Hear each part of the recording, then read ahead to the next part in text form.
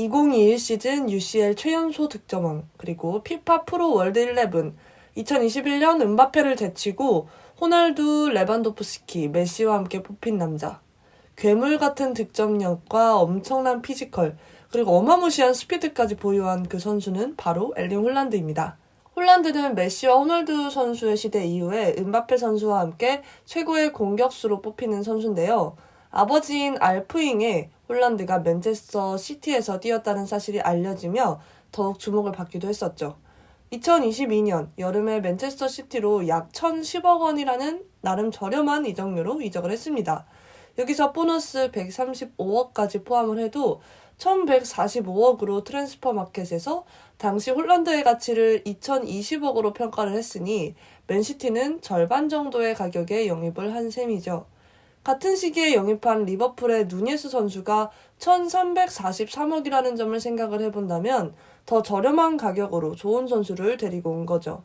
맨 처음에는 분데스리가에서 뛰던 선수가 세계적으로 경쟁력이 강한 PL에 오면은 득점력이 떨어질 것이다. 홀란드는 거품일 수도 있다라는 많은 의심들이 있었고, FA 커뮤니티 실드에서 시즌 시작 바로 전에 새로운 영입생 홀란드와 누니스가 맞붙게 되었는데, 결정적인 쉬운 기회를 홀란드가 날려버리면서 네티즌들은 누니스의 승리다, 리버풀의 승리다 등의 많은 반응을 보였으나 시즌이 시작하니 PL에서 13경기 18골을 넣어버리면서 홀란드를 모두가 인정하게 만들었습니다.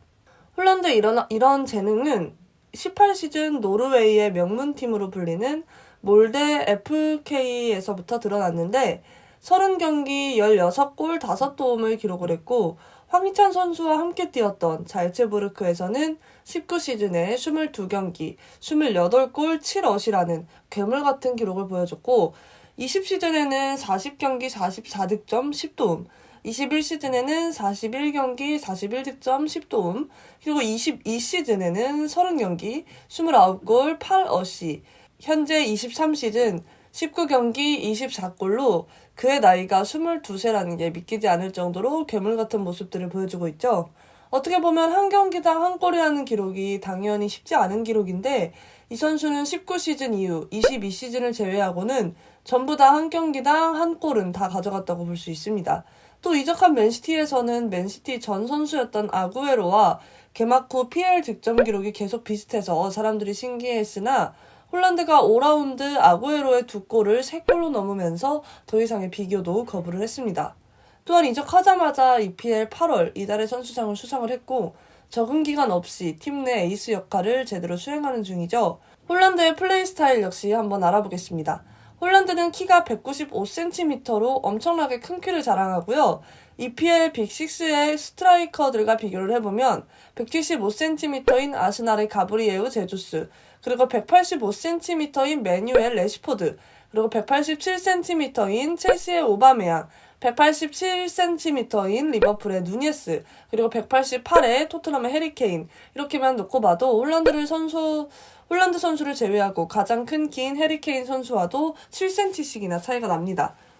이렇게 키가 큰데 그의 최고 속력은 36km로 정말 빠르다고 평가받는 알폰소 데이비스, 킬리안 음바페 선수의 속력과 맞먹는 수준이니 정말 괴물 같다고 할 수 있겠죠. 또한 그의 신체 밸런스 역시 안 꼽을 수가 없는데, 아주 유명한 짤이 하나 있죠. 키미 선수가 살인 태클이라고 불릴 법한 태클을 시도를 했고, 이는 정말 위험했어요. 다른 선수였다면 자칫 큰 부상으로 이어질 수 있는 태클이었는데요. 하지만 그는 잠시 휘청하고는 다시 일어나서 전력 질주를 해버립니다. 더 웃긴 것은 이러한 태클을 했던 키미 선수가 오히려 부상을 입어버렸죠. 또한 커뮤니티 실드에서도 리버풀에게 위험한 위치에 공이 떨어지자 로버트슨 선수와 홀란드 선수가 경합으로 공을 따내려고 시도를 했는데, 홀란드 선수는 그저 뛰어가고 있었고 로버트슨 선수는 몸싸움으로 밀어내려고 몸에 힘을 주는 듯 보였는데, 되려 로버트슨 선수는 정말 날아갔다는 표현이 맞을 정도로 그와 부딪히고는 날아가 버렸습니다. 이뿐만 아니라 홀란드의 몸싸움과 밸런스는 정말 수많은 짤들을 만들어낼 정도로 몸싸움을 시도하는 수비가 불쌍할 수준입니다. 또한 슈팅도 굉장히 엄청나게 강해서 골키퍼한테 막힐 각이라도 그냥 공이 골망을 뚫어버리는 경우도 많습니다. 슈팅, 속도, 몸싸움, 밸런스 등 모든 모습이 뛰어난데도 오프더볼 움직임과 과속도도 정말 빨라서 순식간에 최고 속도에 도달하고 패스마저도 뛰어나기에 모든 클럽들이 탐낼 만한 괴물 같은 선수이죠. 물론 단점이 아예 없지는 않은데요. 물론 말씀드리라는 내용은 모자라기보다는 아쉽다 수준인 것 같아요. 월드컵 우승을 해냈던 메시와 홀란드 선수를 둘 다 지도해본 가르디올라에게 두 선수의 차이를 물어봤습니다. 물론 제가 물어본 건 아니고요. 헛소리 하지마 임마. 메시는 동료 없이도 골을 넣을 수 있는 선수이고 홀란드는 동료가 필요하다고 인터뷰를 했습니다.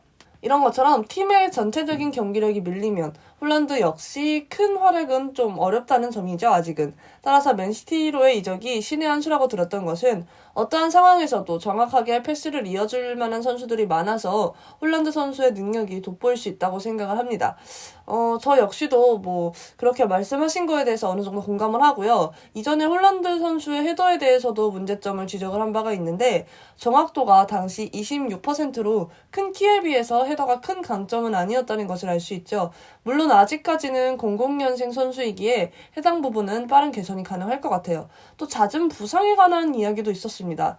맨 처음 시티가 홀란드 선수를 영입을 했을 때 또 부상에 대한 걱정이 제일 많았는데 부상 문제가 심각해서 시즌 내내 뛰지 못할 것이다 등의 이야기들이 있었지만 현재까지 부상에 대한 이슈는 없습니다. 하지만 홀란드 선수는 누가 뭐라 해도 현재 PL 득점왕을 하고 있고 꾸준한 득점이 예상되는 선수이고 은바페 선수와 함께 앞으로 축구 역사를 이끌어 나갈 공격수라는 생각이 드네요.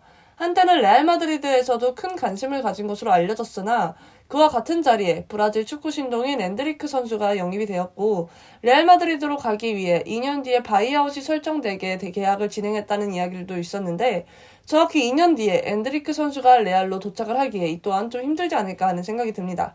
이제 막 시티에서 선수 생활을 하고 있고 5년 계약인 만큼 이적에 대한 예측을 하는 것은 의미가 없다고 느껴지고요. 맨시티 역시 돈을 많이 쓰고 선수 보강과 PL 1등, 챔피언스 우승에 대한 열망이 큰 클럽이니까 시티의 레전드 선수로서도 남는 것도 굉장히 좋아 보이는 것 같아요. 또한 다음 월드컵에서는 홀란드 국가인 노르웨이가 세계 무대에서 선전을 해서 월드컵 무대에서도 활약하는 홀란드 선수의 모습을 보고 싶습니다. 시청해주셔서 감사합니다.